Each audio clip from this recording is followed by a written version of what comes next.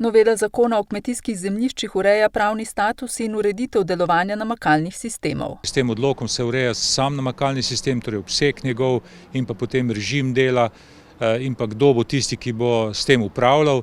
Ureja pa se tudi odnos do samih uporabnikov namakalnega sistema.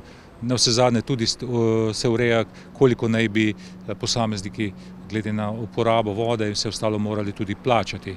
Ampak bistvo je, da namakalni sistem gre nekako urejeno v uporabo in pa določba je tudi, da se namakalni sistem lahko da koncesionarju, ki bo pač izbran po nekem postopku, v uporabo.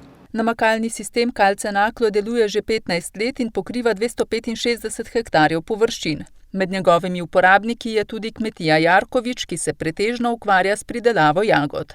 Od 32 hektarjev, kolikor obsega celotna kmetija, namakajo 2/3 površin, največ kapljično, del pa tudi z oroševanjem.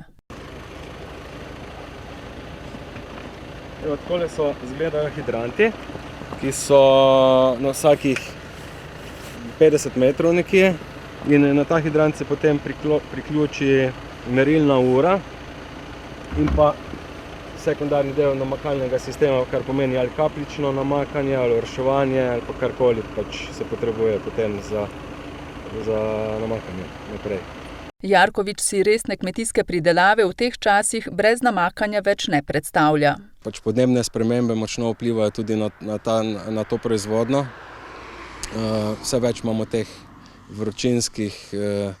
vročinskih valov, suše, že spomladanske in potem. Tako da brez namakanja si danes ne moramo predstavljati neke resne proizvodnje. Jarkovič še dodaja, da se učinki namakalnega sistema poznajo pri znatno večjem pridelku kot pred vzpostavitvijo namakanja.